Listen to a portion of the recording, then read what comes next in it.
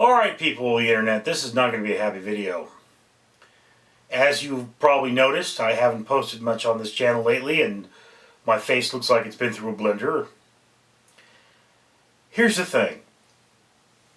I had an experience last month that was very unpleasant and it wound up leaking into every video I tried to make. I just couldn't stop talking about it. I believe my neighbor killed my cat. And the response I have gotten from law enforcement so far, and a number of people, has been, well, why don't you just keep your cats indoors? Which I find to be extremely unfair, because for one thing, you keep your cats indoors unless they have a legitimate medical problem that prevents them from going outside. They're not going to be happy. They're going to mess up your furniture, shit in weird places, and do other unpleasant things. I mean, it's like me saying to a parent, well, I mean, your kid died in a car accident, why did you let them in a car?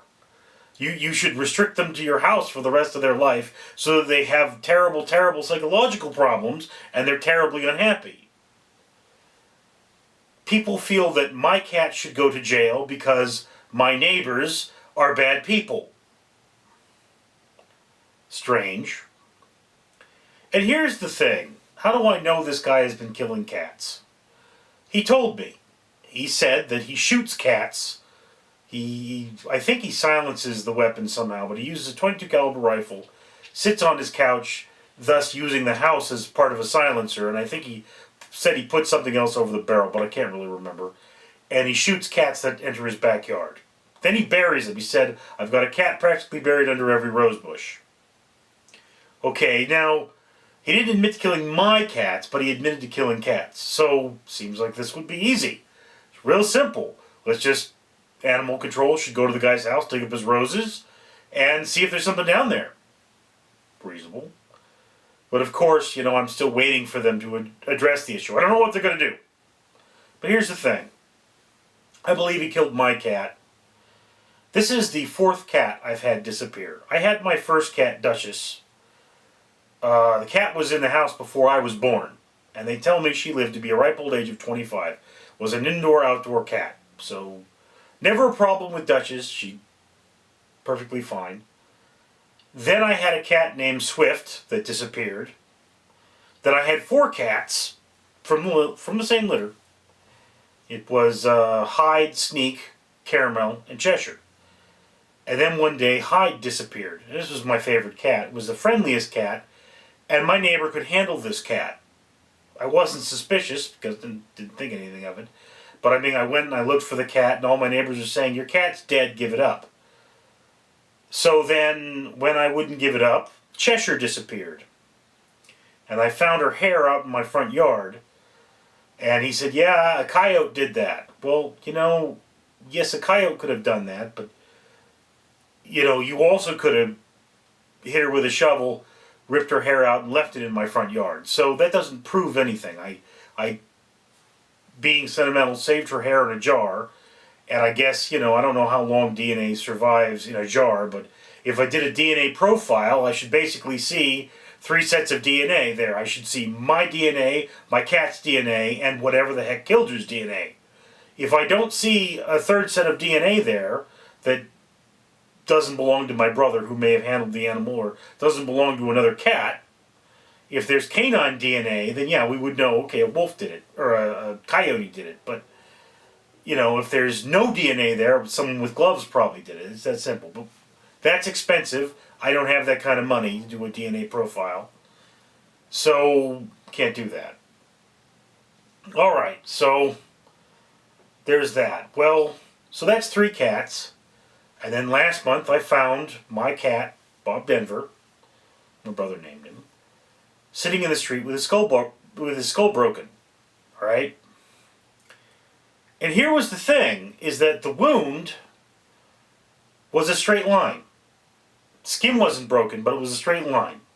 A car probably wouldn't do that. A car would have hit him on the side of the head, around here, not up here where he was hit, would have broken his skull. Would have mashed him like a turnip, not mashed him like a tomato, not just broken his skull and flung him there. Secondly, the wound was face down. So he would have had to have been hit so hard that he spun a complete 160 degrees and landed in the gutter where I found him. And then thirdly, on the side of his face that was pointing down, there was blood covering his cheek. I actually had to wash the blood away to find the wound. And there was no blood on the ground. There would have been a puddle on the ground. There would have at least been blood stuck to the ground under his head. So he didn't die in the street. He died somewhere else and somebody moved him. So I know somebody killed my... I mean, if he was hit by a car, somebody killed my cat. And it's still a hit and run. You're supposed to stop and say, okay, I killed this guy's cat.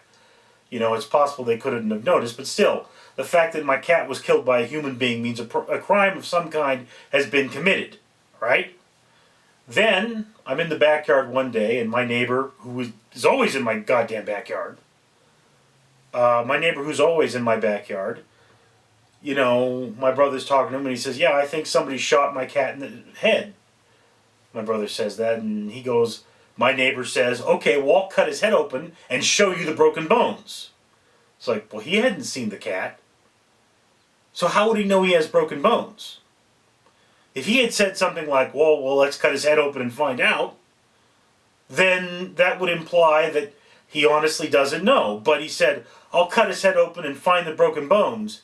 Either he killed my cat or he knows who did. So,